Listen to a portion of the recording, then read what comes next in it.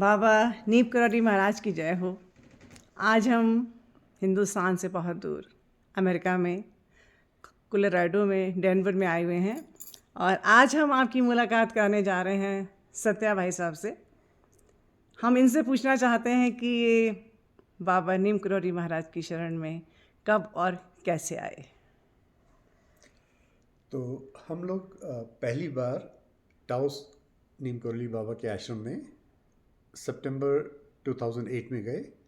तब वहाँ महासमाधि भंडारा चल रहा था और हमें उसके बारे में, नीम करौली बाबा के बारे में कुछ भी नहीं पता था। हम गए तो हमें लोगों ने कहा वहाँ एक हनुमान मंदिर है।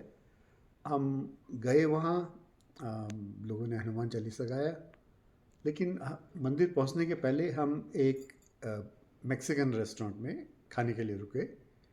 खाना खा रहे थे तो हम, हमारी पत्नी और हमारा बेटा, और चौथी कुर्सी खाली थी।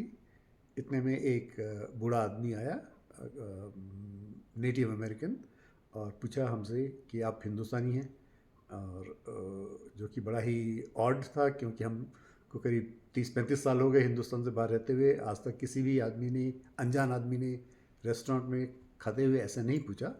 और वो आदमी आके हमसे पूरे इंडिया के बारे में बात करने लगा कि हम आसाम में थे, हम सेकेंड वर्ल्ड वॉर में थे। तो हमने उससे जस्ट कहा कि आप चौथी कुर्सी में बैठ जाइए, तो हम आपकी बात सुन लेते हैं। थोड़ी देर हमने उनसे सुना और सुनने के बाद में जस्ट हमें तो उससे पीछे छुड़ाना था, तो हमने उसका बिल लिया। बोला आपने अपना खाने का बिल पे किया या नहीं किया? तो हमने भी अपने बिल में डाल के पे किया और उनसे पीछा छुड़ाया। लेकिन बाद में हम जब पहुँचे मंदिर में तो हमने बहुत से लोगों से बहुत तरह के किस्से सुने और सुना कि कैसे बाबा किस किस रूप में कैसे कैसे लोगों के पास आते हैं। तो जब तो आप हमें वहाँ पे सेवा में जाते थे, टाउस मंदिर जी में सब्जी काटते थे जी और उनकी मदद करते थे, तो आप लोगों से बातें सुनते थे, बाबा के बारे में पूछा करते थे। हमने बहुत शुरू शुरू के सालों में तो हमें जब पहले नहीं मालूम था तो हम लोगों से बहुत जिज्ञासा थी, लोगों उसके किस्से सुनते थे बड़े बड़े ही ध्यान से, और कई बार सवाल पूछते थे। लेकिन कुछ समय के बाद में, करीब 5-6 साल के बाद में, हमें ऐसा हो गया कि अब हमने सवाल पूछना ही बंद कर दिया। इतने इतने लोगों ने इतने अथाह ऐसे इतने किस्से, इतने अपने एक्सपीरियंसेस बताए, और बताने के अलावा हमें खुद अपने सामने ही इतने एक्सपीरियंसेस हुए। प्रत्यक्ष प्रमाण मिल गया। तो हमने उसके बाद से हमने 2014, 10 साल हो गए, हमने आज तक किसी से दोबारा वो सवाल नहीं पूछते दादा हैं। मुखर्जी की किताब भी पढ़ी थी आपने? जी हाँ, जी नियर इंडिया वन। जी। तो उसको पढ़ के भी आपको कुछ अनुभव हुआ? उसको पढ़ने के बाद में, एक्चुअली हम जब पहले पहले गए थे तो हमें बाबा जी के बारे में कुछ नहीं पता था। हमारी पत्नी ने वो किताब पढ़ी, और पढ़ने के बाद में उसमें तरह के लोगों ने डिफरेंट डिफरेंट एक्सपीरियंसेस लिखे थे। तो तब उन्होंने कहा कि हो सकता है जो बूढ़ा आदमी आपको रेस्टोरेंट में मिला वो क्या बाबा थे। तो उसके बाद में हमें जो टाउस में बहुत से लोगों ने बहुत तरह के किस्से सुनाए, एक तो आपने हमें मुझे लगा कि बताया था डायमंड मर्चेंट के बारे में, जी हाँ, तो वो ज़रा बताइए। उनका नाम है इज़रा। वो शिकागो में रहते हैं, और शिकागो में वो आते हैं नीम करौली बाबा आश्रम में, महासमाधि भंडारा में हर साल आते हैं। और वहाँ एक साइलेंट ऑक्शन होती है, और ऑक्शन के वो द मेन और कंडक्टर, ऑर्गेनाइज़र होते हैं।